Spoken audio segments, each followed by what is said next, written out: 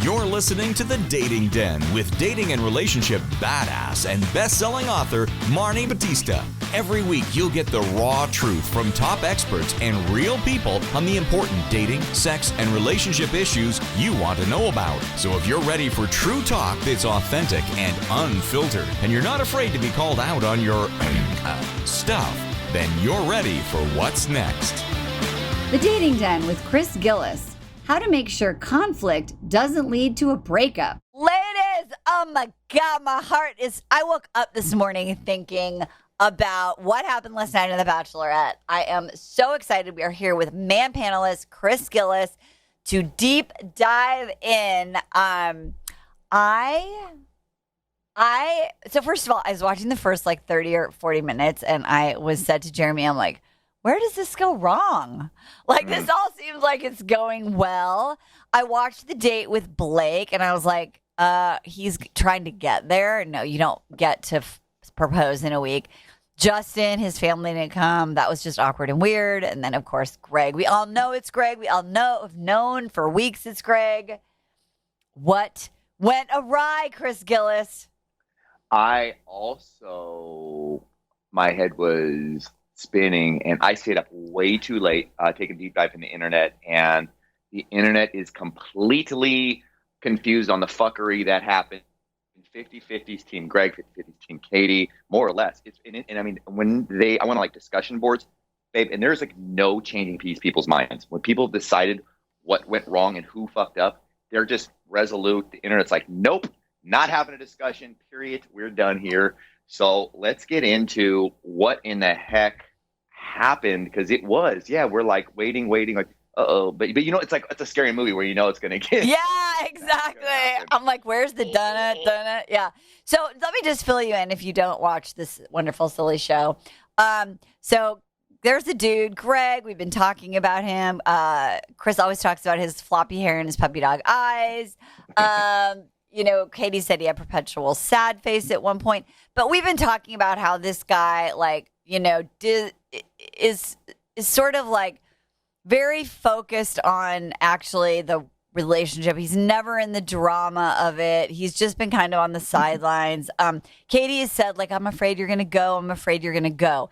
Now, one thing that we never saw, and you and I talked about this just as we set the scene, you and I talked about that we never saw any scenes on camera that were aired of him talking about wanting to go. He was always just sort of, there.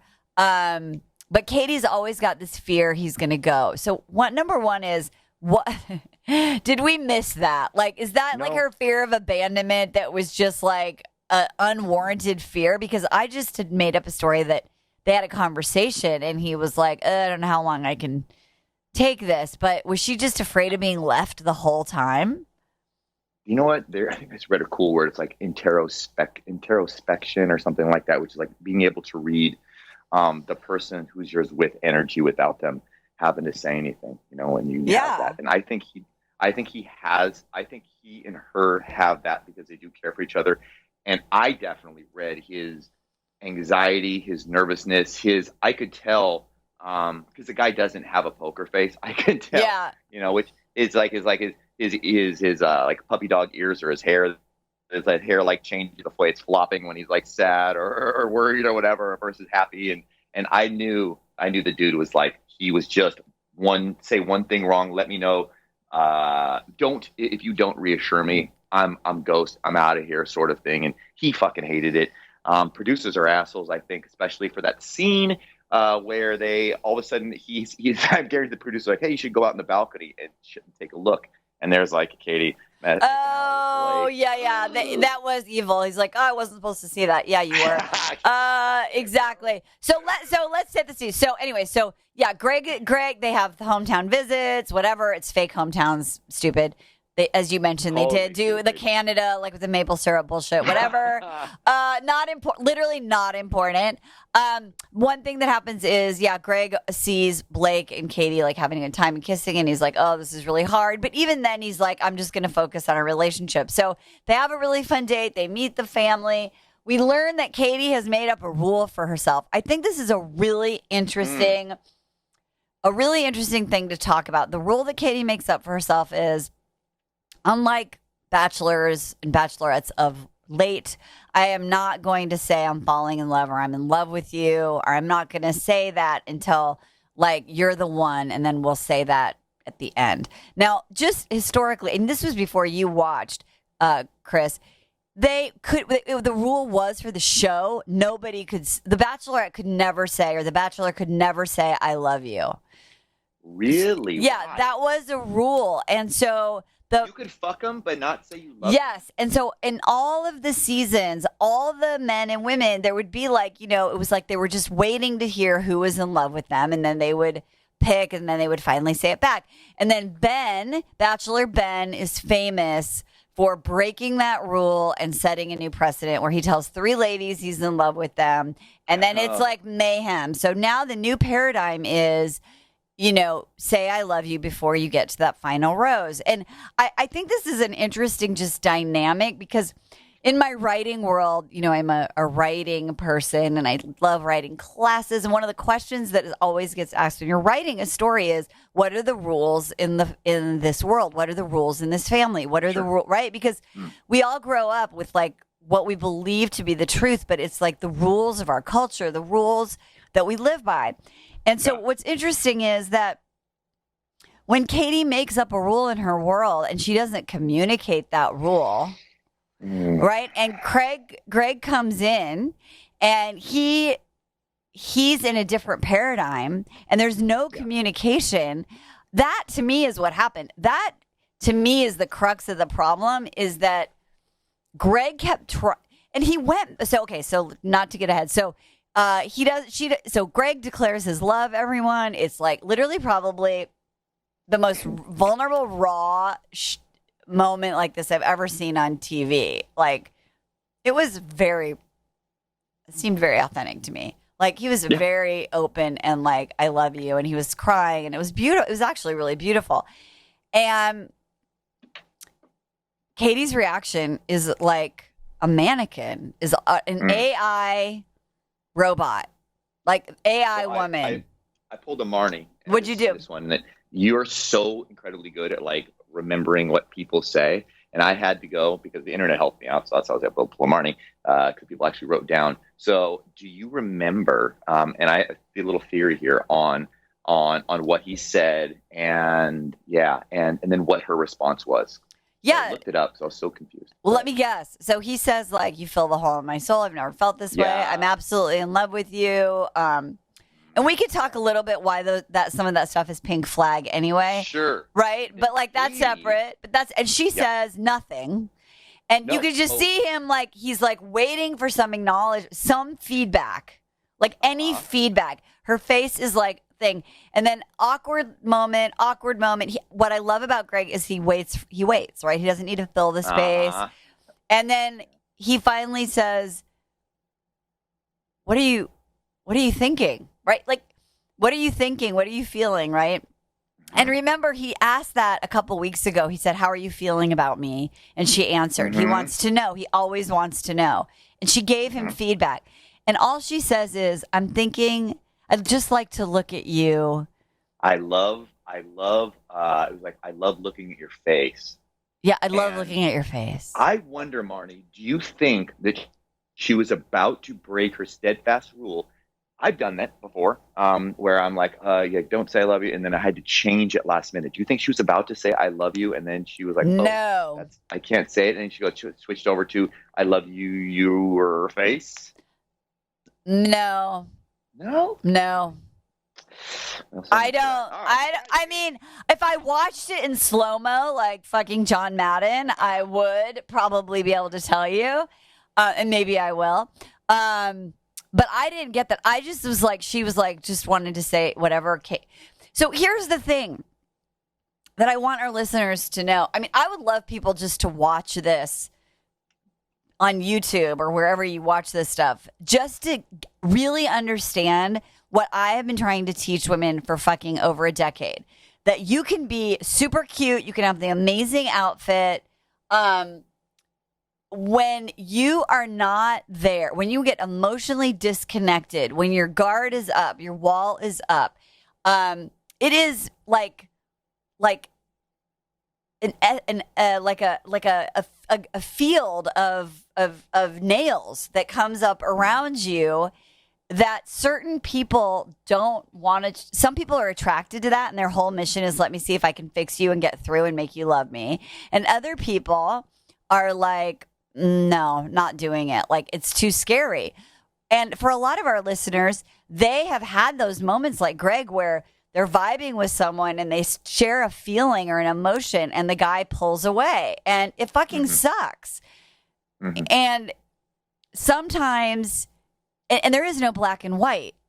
Like, did Greg do the right thing? I mean, maybe if this weren't a TV show, like 3 days later, he would call her up and be like, I'm so scared that, you're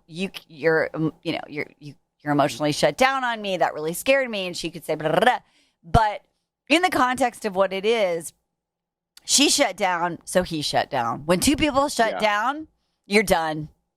You're done. Right. Because her fear and his fear, they're started to show up in the relationship. The adults left, two little hurt children were there, and that's not, you can't. It makes great TV, but you can't have a relationship. Yeah. They were saying, babe, they were both staring at each other, saying words like Furbies. No word. They didn't have any meaning. Nothing landed. There was no connection. It was just like empty words that just filling the place. Like, stop being mad at me. Sort of like words. Yeah, like children, right? Yeah. They didn't hear each other. It was bananas. They went from being your favorite girl. She was such a good communicator. I know. So badass.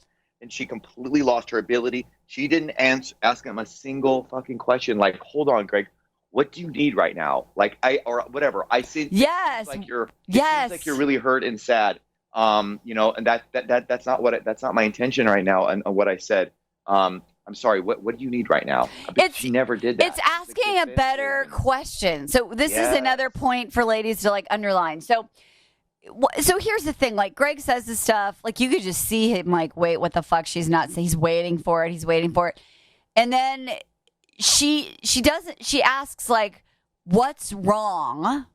I think is what she says. Yeah. And he's like, what do you mean? She's like, your energy's changed. Okay, fair, right? Like she knows something's off. Yeah. It's really hard. And I've actually been talking to people lately, even in my business about like, and I always do this with my clients about like, how can you ask a better question so somebody can land on it? Because when you get overwhelmed, your feelings get overwhelmed. Sometimes it's really hard to come up with how I'm feeling. Mm-hmm. I mean, my husband will just be like, I don't know, right? Like it's a lot, right? Your husband does he pulled a Matt James. Remember Matt James would just shut down. Yeah, it's just like, what? Stopped working. Remember the girl would ask him like, yeah. And totally. You knew the fuckers. You knew his brain was just CPUs were pumping, churning, right? And so Jeremy like can come back and have the conversation, or even in the moment, like he processes it and then he comes back.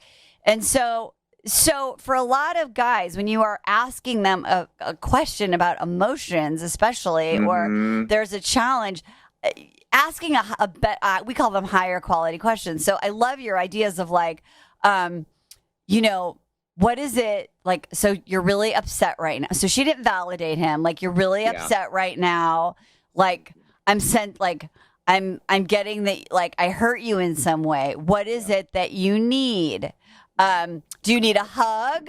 Is it that you need to hear that I'm falling in love with you? Is it that you're scared too?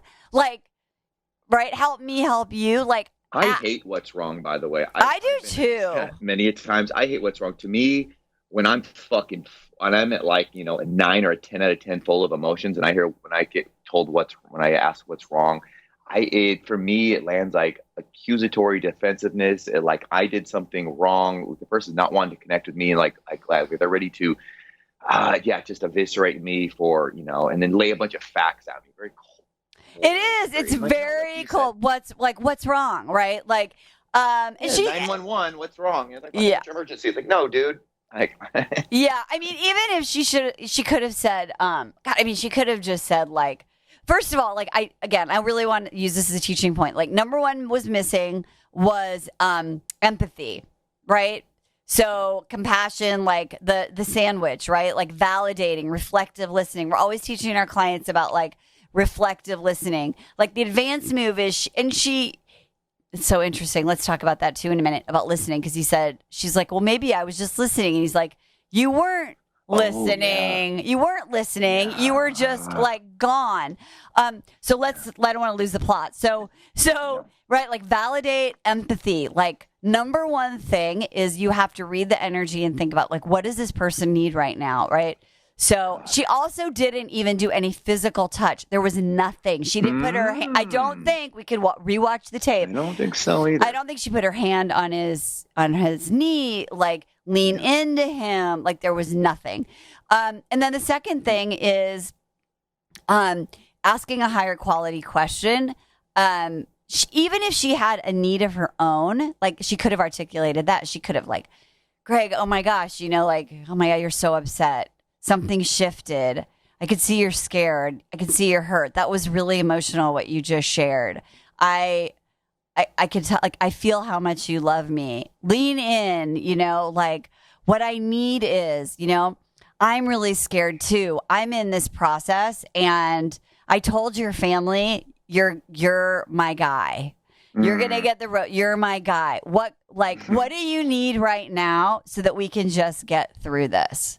Right? Like instead of, but it went into like who's right and who's wrong. And so then he got shut down. And then that's how the internet probably gets divided because 100%. Yeah. Anyway. I want to say, Marni, that it's worth the one big subject of this podcast today should be on really us just to acknowledge and discussion of, man, how difficult it is for two people in real life when you're so caught up. I mean, they were so incredibly, their emotions were so incredibly high, and yet they couldn't hit the ball back to each other. And how many times have you been in a fight, Marni? Yeah, I know I have, just recently, and I'm like, why the fuck did I say that? And then I'm yelling at my partner Emily. I'm like, why are you dumb? Like thinking to myself, why didn't you say that? It was so easy. But we're both caught up on our own shit because absolutely, Katie has some stuff where she just completely where she closes down, and then of course Greg has his anxious thing where he takes everything personally and he creates stories in his head, and they just both went their separate ways. These are two very, very smart people when they're not at these heightened emotional levels, and I think it's good for all the listeners to acknowledge, guys, we all get there, we all act like dum-dums, and it's going to happen, and we're all going to completely screw up. But what was sad about this is that momentarily, for a little while, for 30 seconds, for 1 minute. But it sucks that they never caught themselves all the way even to the next day, even after he had a good night's sleep. She still wasn't able to realize, okay, a good night's sleep should definitely give you clarity, like, especially in separate beds. Like, what the hell went wrong, and what does my man need right now? Where did I miss it? You're right.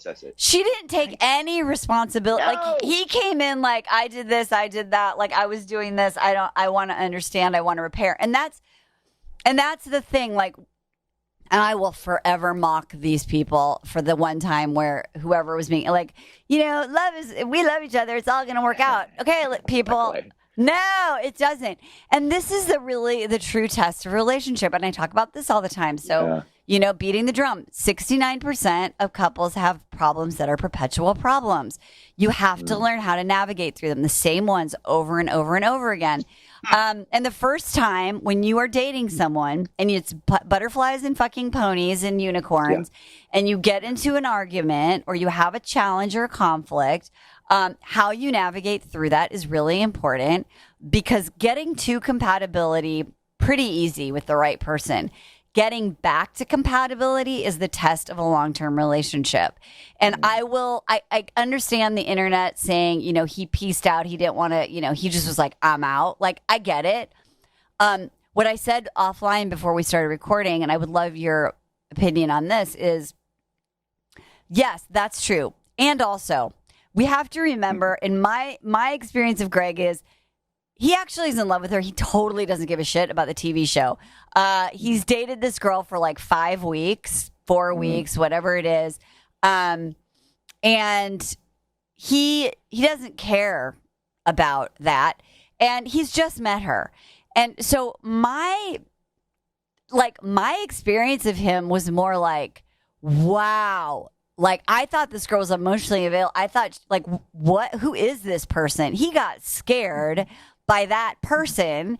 And because he's only been dating her like 5, let's be generous, 7 weeks, 8 weeks, right? Like, he's like, no, you know what? I know one thing. Like, my person is a person who doesn't do that. Like, this is just, you know what? I learned something about you right now that's a deal breaker for me.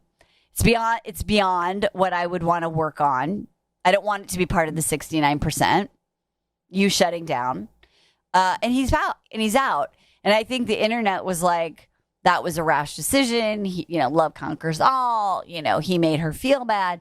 But what do you think about that? Do you think like he pieced out because he saw that was like a huge red flag? It was like, wow, you drink 2 bottles of wine every night. Like, after 4 weeks, you're like, I don't think this is going to work. Like, what do you think?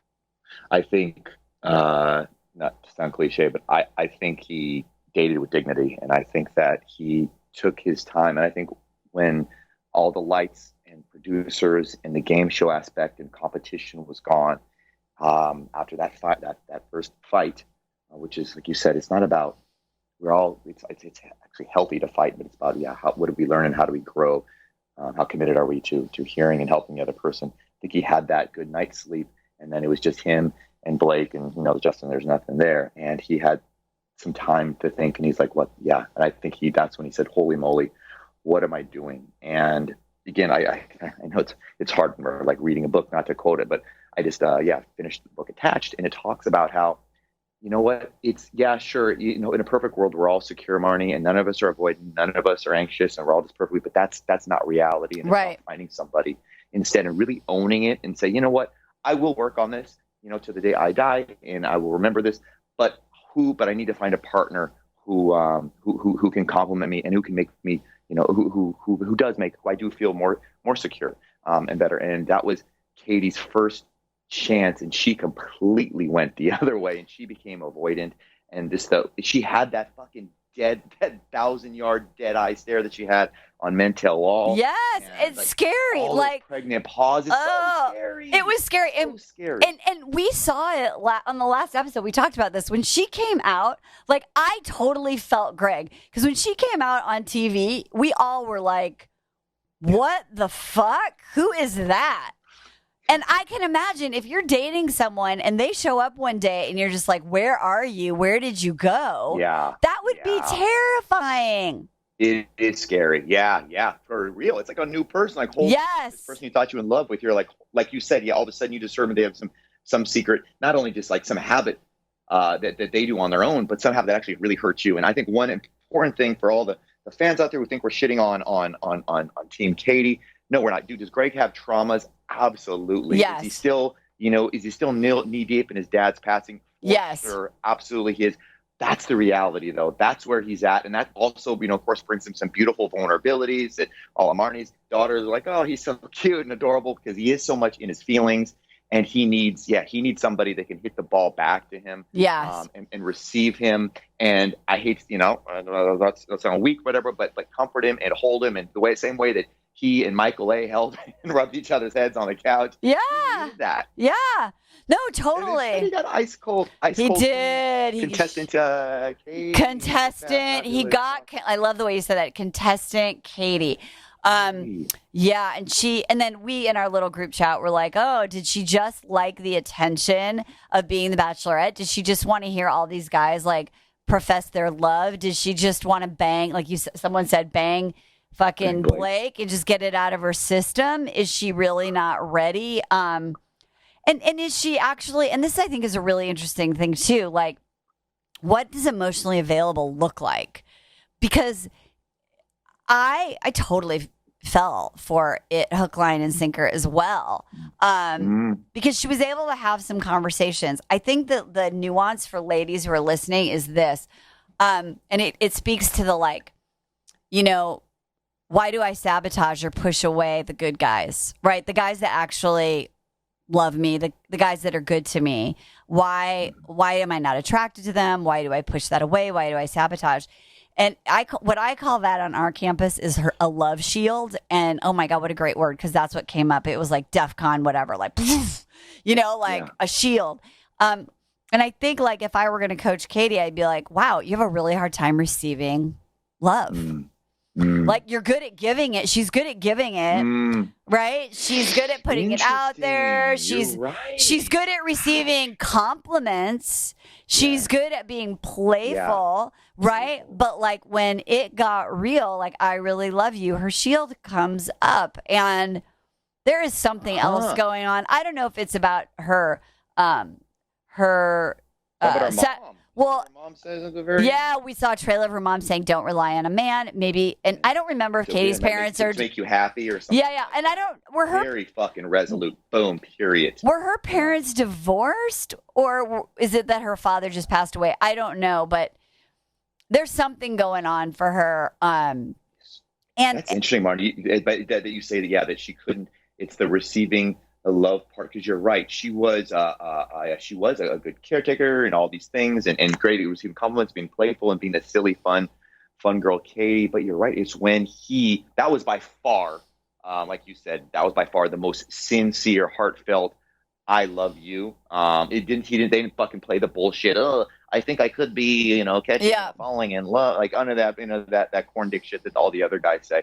That 100%, that was like, wow, hearts on, everyone's jaws before. And then you said, like you said, she shut down and shut off, and instead of receiving that love bomb, stepped right over it. And I think that just made him feel like, holy moly, what the hell am I? He said it so well. He's like, you mowed over there was no acknowledgement. And he said, I didn't expect you.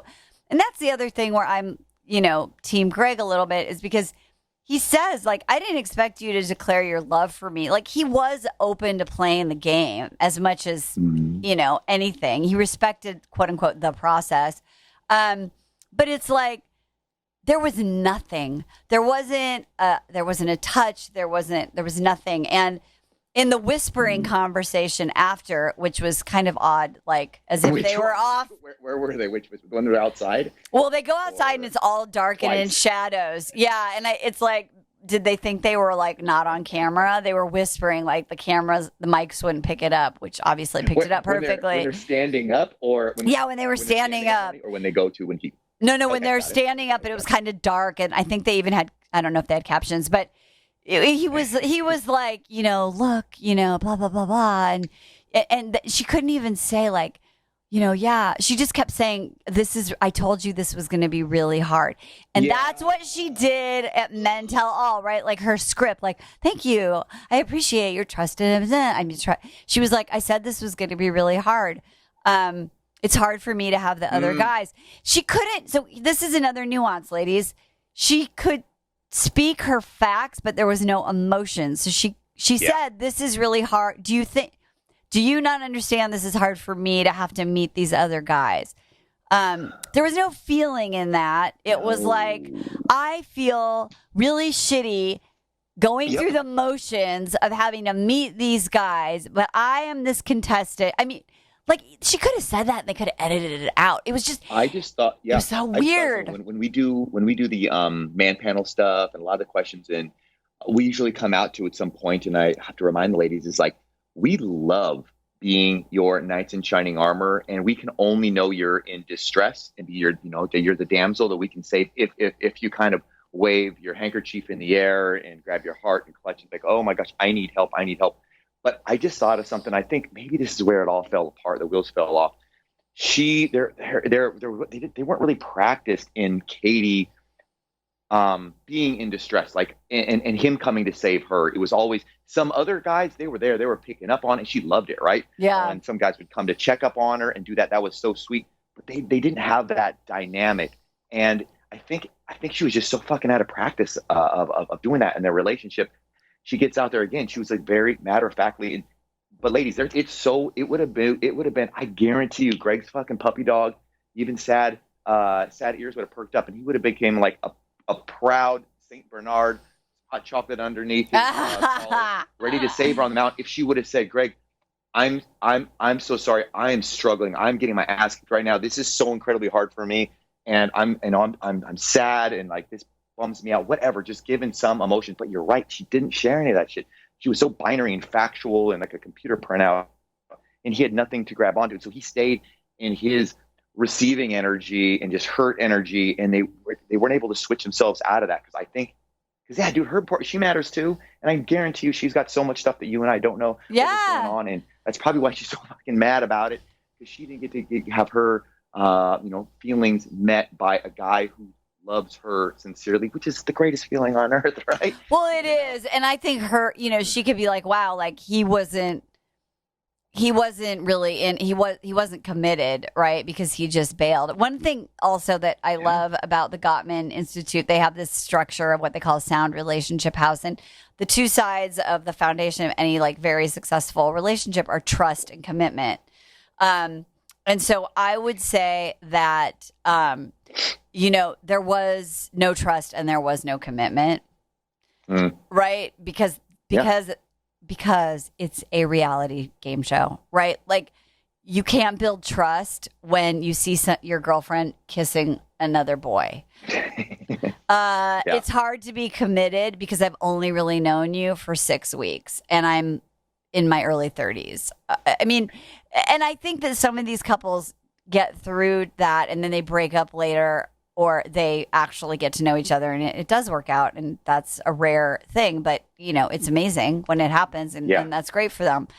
So go ahead. I agree with the I think she had an opportunity. He trusted her to confide and to be vulnerable and to share this hole in his heart. Yeah. This is the happiest he ever felt. He trusted her for that, and she completely dropped the fucking ball. And trust is huge for men, especially honorable quality men. We will die on our swords, if we say we're going to uphold our word and to be there. And I think that is really, really scary, especially the place he went. His little face was all flush, and you're like, oh god. He was horrified. But honestly, when we were all sitting around the TV last week and we saw contestant Katie, we were all like blown away. So can you like our facial expressions? We were just like we were like, what the fuck is wrong with her? Imagine what it would be like if you actually knew her and you were in love with her. Right. And there's no TV cameras. Right. And you're just like to defend you. You're like, whoa, dude. Like I get like in real life, I could imagine him like calling up his friend and being like, dude, I thought this girl was it. And like, I saw this side of her and it freaked the shit out of me. Like, what the fuck? This woman was cold. And so that's scary. Yeah. You can't do anything with cold, Marni. It's the cruelest thing you can do to somebody. If you hit somebody, you can yell at them, but the fucking worst thing, overall you can do is completely ice them out and leave them, especially when he puts himself out like that. And it's so tragic. It feels so uncaring. It feels there's nothing to discuss. Nothing to discuss is what's his problem or what's wrong. So, on your end sort of thing, it's like, oh, geez, Louise. And that avoidant, that just completely iced Queen Katie is just so, yeah. You can't. I love that you said that. I want to underscore that. You can't do anything with that. And for the ladies that are dating men like that, like, you can't do anything with that. And one thing that I was just speaking about the other day is in order to have a successful relationship, like long term, two things need to happen. One, both parties need to be committed to their individual growth, and two, they need to be committed to the growth of the relationship. Correct. Right. Yeah. And because there was no taking responsibility on Katie's part, she wasn't committed to her own growth. We didn't see any reflection, even in the stupid ass conversation with Caitlin Bristow. She doesn't take responsibility for it. She's like, Greg, now that Greg left me, I'm like, what? Like it was just, now I've been left and now that shook my confidence. Like the two guys that I was really into left because they had fucking their own self-worth and their own life. They didn't give a shit about the TV show and being famous. Yeah, they left. And and now you've got two fucking influencer fucking, wannabe famous people left. Blake's mom and her cool leather. Blake's mom was way too comfortable, by the way. Yeah. So she was ready to move in and to start hosting the show. She was in her zone. That's so funny. But at least she didn't grab Justin's like fucking inner thigh or whatever. Like, didn't Matt James do that to his mom? Oh yeah. Like got Blake's inner thigh. Yeah, and help also the whole the Caitlin Bristow scene. How I could not stop staring. I'm a little OCD, guys, at the how bad the crown molding, the carpet was all frayed, and Caitlin was so disinterested. You see her just fucking tying her shoes and redoing her pants. She's like, oh god. Why couldn't Tasha do this part? Right. They made me like get my makeup on. So yeah, I mean that was a shit show. And so in the end, I think what Greg did is admirable. He collected enough data, and that's not something that he wants to work on as a perpetual problem, and that's fair. And that's fair, right? Like being with someone who and I love my husband, and because he works on himself and I work on myself, and we're committed to working on our relationship. His challenge with like feeling feelings and all the stuff that he's been working on. We're all working on it our whole life. Like it's hard to feel our feelings and express them and be vulnerable, even when you've been with someone for a long ass time. And so like what I think that is a deal breaker for him. It's just something he doesn't want to deal with. Life is hard enough. And so he doesn't want to be in a relationship with that person for a long time. And I think women do that. They stonewall or they get shut down, however you want to describe it. And there are guys that love that shit and they want to like, come on, it's okay, blah, blah, blah. You know, like that's their jam. They want to just be in that rut. Women do that as a pattern. They shut down to manipulate men to, you know, cajole them. I think your ex-girlfriend probably did that, maybe, right? And you get into that vibe, right? That's the way you get back to compatibilities. One person shuts down, and he's like, "Fuck that." And he just had this loss of his dad, and it's like abandonment, and like he, being left, and he was just like, "Fuck that shit." I don't want to be on this TV show. I'm going to go off to Ohio with Michael A. Get on Bumble or New Jersey. No, he's from New Jersey. I'm just going to go get on Bumble and do it like everyone else. So remember when we were taking bets? Yes. I have a new bet.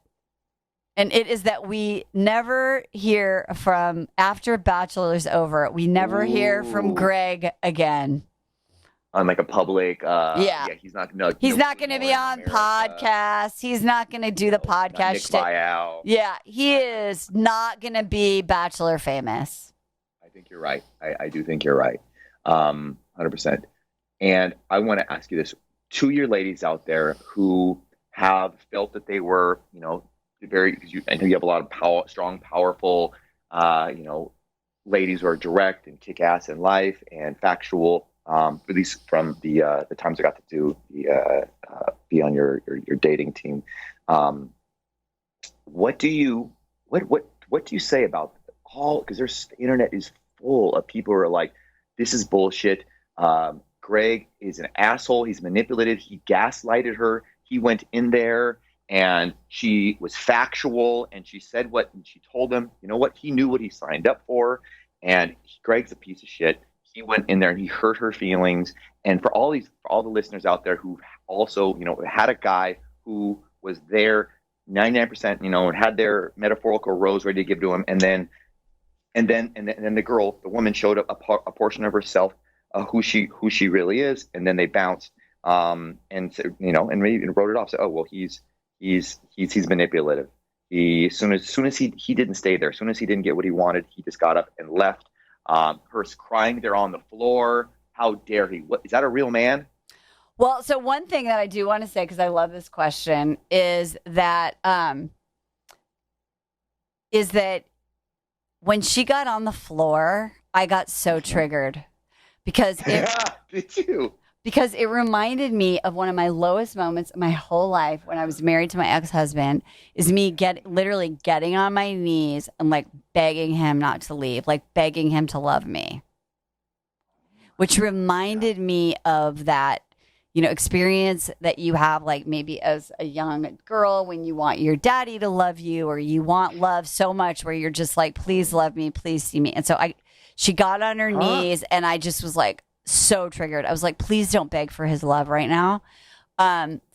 Sit next to him, have a conversation. So she did not beg for his love. So that was good.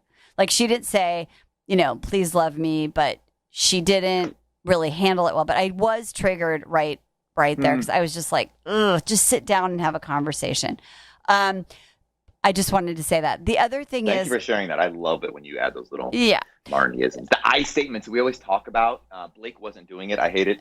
You're always when Marni, when I hear people are like, oh, you, dude, use I. Talk about, own it, and it becomes so much more personal. And I noticed like some of the guys I really like on the show are the ones who, the Andrew, the people who use the I statements, and instead of you, this is hard for you. And no, it's hard for you, folks. Yeah. So I just wanted to say that. But look, like I said, if this were another vision, another time, another parallel universe, I think Greg has the right to want to be with somebody, because he did try in and go have the repair conversation. He left and they did a great thing the first night when it all happened. They were in one area and they got up and took a walk and tried to have the conversation again. She still doesn't do it. Then they're walking outside. She still doesn't do it. Then he goes back the next day or 2 days later. We don't know how much time has passed, but she said the other night. Yeah, so it must have been some time. That's what I was thinking. And he does it again, and she still can't do it. And so, like, how many tries do you give to somebody when you're only with someone for 7 or 8 weeks? and so, like, is it easy? Is it fun to make the hard decision when there's possibility with somebody to actually say, one of my deal breakers is this?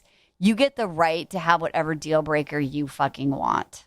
And it's just, it is or it isn't meant to be. And like I said, maybe because they were being followed around with cameras and this was a very tight timeline, maybe months from now, they can have that repair conversation and Katie can work on herself. What leaves me skeptical about that is Men Tell All, where we saw Stone Cold Katie, and this is like a couple months after, so there was no, and maybe on the finale I'm sure there'll be some after the final rose bullshit, or there'll be something, and maybe she will come back, maybe we will see her again.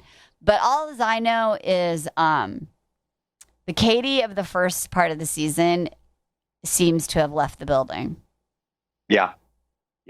No, for sure. I think that what this is my first, I think, Bachelor any of the franchise seasons, showing up where you see two very, very good people who are they're great communicators and they're open individually, and then they're rock stars, and then together we see them and they're so in love and we are like, this is beautiful. And it's like those people in those relationships we see and we're like, wait, why did they break up? And the truth is, but then we saw, like you mentioned, how do they react when they have their first conflict? When that's what I love. That's what I asked for last week, Marni. I was like, man, there needs to be a way for Bachelor to show some sort of conflict, because that's where the real beauty happens and you get to see what the relationship has any legs to it. And I think that was so, we're so fortunate to see that, wow, for them to remember, especially the gals that are listening on this, that you can be two amazing people, but just not have that same, dating style and communication style as the other person, and it not be compatible. And yes, is it fucking sad? Absolutely. All of us were like, I think that's why we're so upset. That's why the internet's so pissed off, because we're like, it's love. Marni, love heals everything. All you need is love. Blah, blah, blah. No, it doesn't. And it doesn't. And I think it takes, like, I'm all about courage, right? So, yeah. And if I were going to do the courage, like we're a tennis match, right? And you got a point for courage. I think Greg was courageous in telling his love on TV. Remember, people, there's like a cameraman, an audio guy, maybe some lights, and he's like crying. I mean, like, that takes a lot of courage. It takes a lot of courage to always be the one to go back and have the repair conversation. I don't remember if Greg did any I'm sorries for what I did. I don't remember if he ever did that. So he probably could have said, and I'm sorry for the way that I blah, blah, blah. I don't know if he did that. But he went back. And then the third courageous thing he did is he made a decision for himself, for better or worse. And he said, and he wasn't manipulative about that. So he didn't say, I'm leaving, just so that she would be like, blah, blah, blah, blah. So he could go blah, blah, blah, blah, blah, right? Yeah. He didn't do that thing, which people do, like, I'm breaking up with you, one more thing. He didn't do that.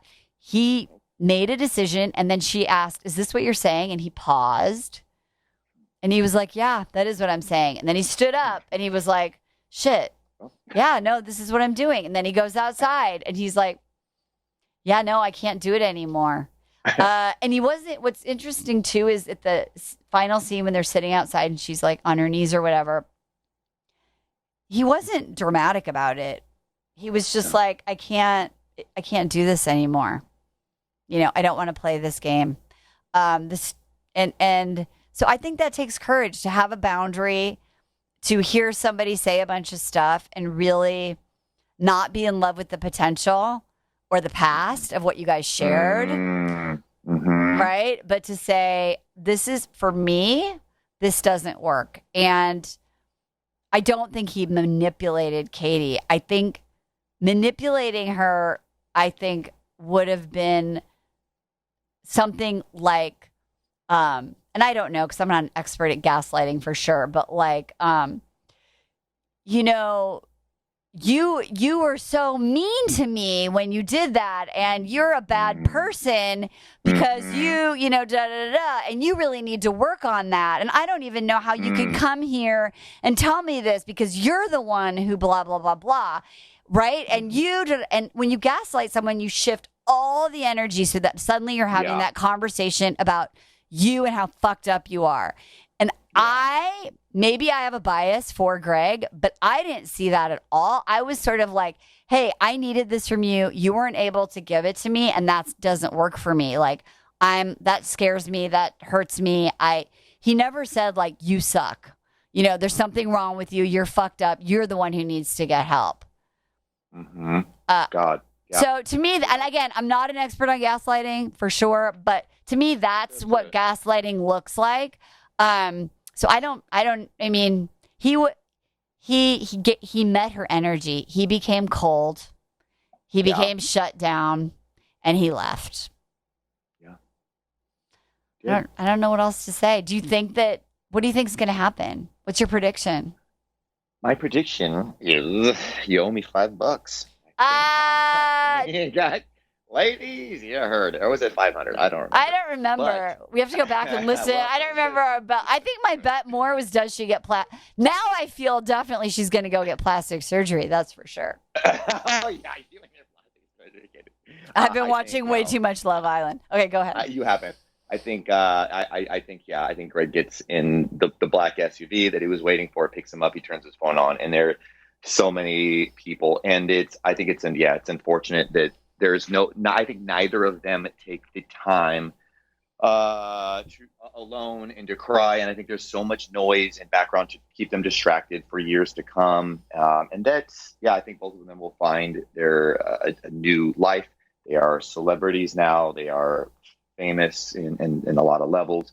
And they will have many suitors after them. And it's unlike a normal breakup where you get to really sit there and ponder and lock down and do journaling. I don't see that. I don't see a lot of that happening. And unfortunately, I do not see them getting back together unless it's for the spotlight. But like you said, if your theory is correct, then I don't think he will date her because she is going to contractually have to be in certain spotlights and events and everything.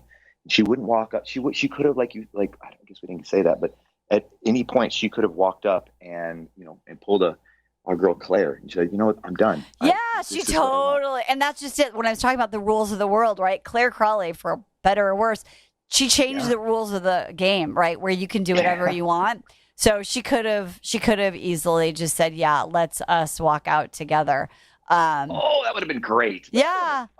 And there's lots of ways to do it. Even when we saw like Colton, right? Like in the end, Cassie and him came to an agreement that she wanted to be with him, but she would not accept or didn't want to get engaged, but she wanted to continue to date him. And they came up with that agreement.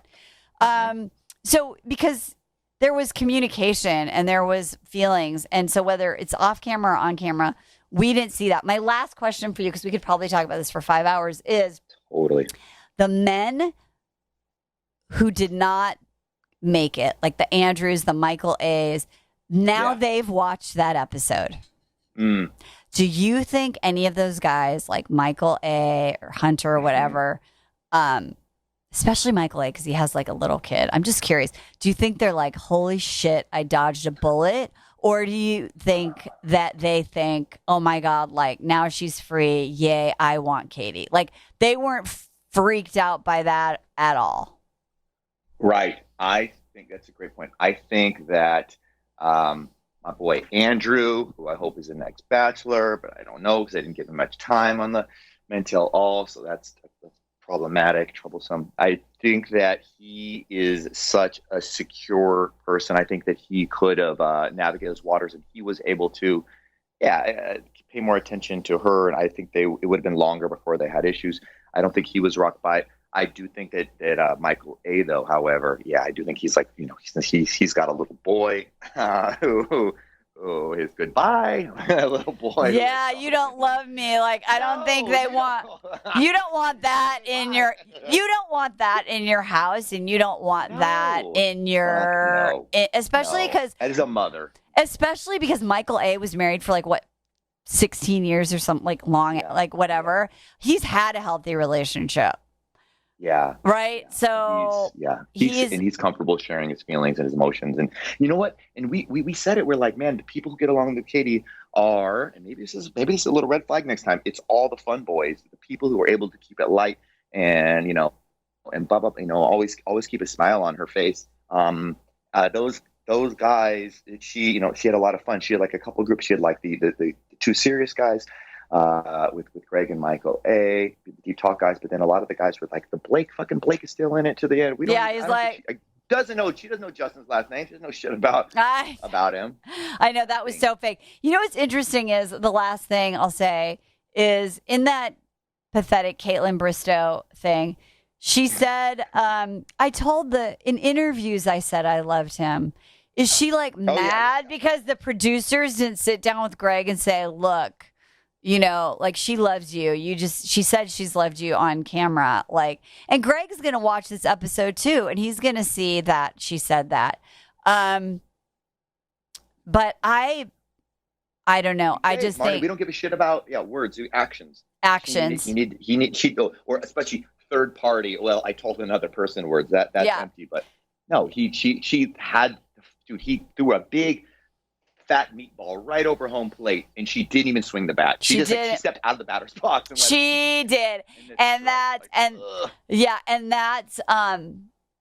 that's important to realize that and this was the big deal. Like for her, like her intention in that was to follow the rule that she set. The impact that it made was, I'm not up for talking through problems. And that's really what I think the lesson is as we close this show out, is that you're going to have problems in your relationship at some point.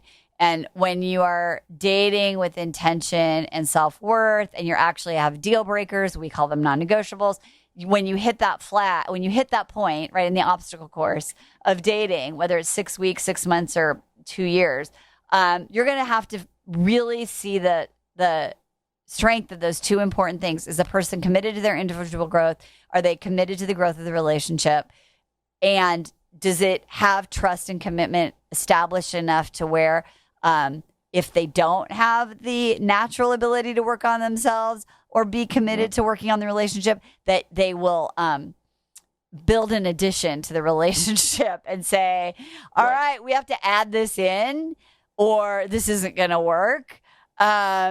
And if not, then you have to peace out. And that sometimes love is necessary, but it's not sufficient.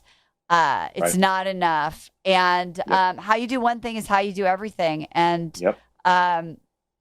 so in this match on courage, I give all the points. I think it's a fucking what do you call it? What do you call it when one team just shut out? It's a shutout. The shutout sweeps. And Marni, isn't that really when the relationship begins? Yeah, that's how you start to create connection. When that other person goes, they stop doing their same patterns or what they're used to, and they go, you know what? I normally fucking do this, and because that's my business. But you know what? This is important to me. And that other person does that thing that you always wanted your parents to do. Yeah. Or whoever it was for you, and they stand up for you. Isn't that when you were like, holy shit? That's when we really feel alive. Yeah, totally. And that's how you grow. Because I think when I talk to women about what's your why for wanting a relationship, it's like, to share mutual experiences, but a lot and have fun together and have my person and all that. But in the end, when we're in a relationship, we have this mirror for our wounds and our possibilities. And so you're going to get, if you're in any kind of conscious relationship, you're gonna see that, and you're gonna be invited to lean into it and work through it together, and it can grow you closer. I know that's happened in my relationship, for sure. And so, it is when it starts. It is when it starts, because that's when the honeymoon stage sort of ends, and then I think when you do that, you get to I was telling you, we were just at a festival for 3 days, and we've been together. It'll be 13 years in April. And literally I felt like I just started dating Jeremy. We were like, yeah, it was so fun. We were like making out during the concert and dancing and going into the foam pit. And yeah. And it's like, because we've been together 13 years. You go through stuff and you change. And so I think that the more that you work on yourself in the relationship, and the more that you continue to compromise and grow, and you build trust and commitment by your actions, you get to go back to the honeymoon phase in periods of your relationship. And that's a beautiful thing. So there you go. That's a gorgeous thing. So you and Jeremy are back on the Bachelor set right now, huh?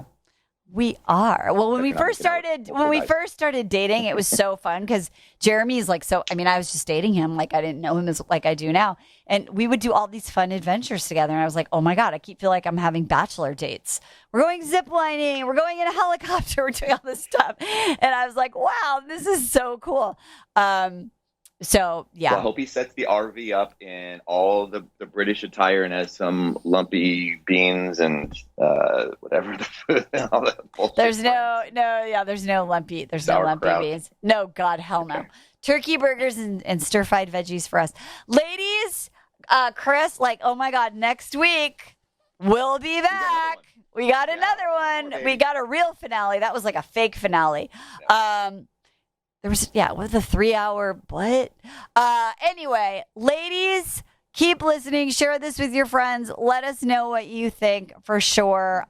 Team Craig, Team Greg, Team Katie. And whatever you do it with some damn dignity. We'll see you next time. Hey, thanks for tuning into today's show. So if being in an intimate relationship in which you feel 100% seen, heard, and accepted by a high caliber man is a priority for you right now, and you're interested in seeing if you're a fit for working with me and my team at Dating with Dignity, here's what I want you to do. Just head over to DWD VIP, that's D as in dating, W, D as in dating, VIP.com, and book a call to speak with my team. We'll get on the phone with you for about 60 minutes, and you'll get crystal clear on what's stopping you from finding true love right now. We'll also take a look at what you want to create, what you want your whole life to look like when you're able to finally be fully expressed as a woman in a healthy relationship with an incredible guy.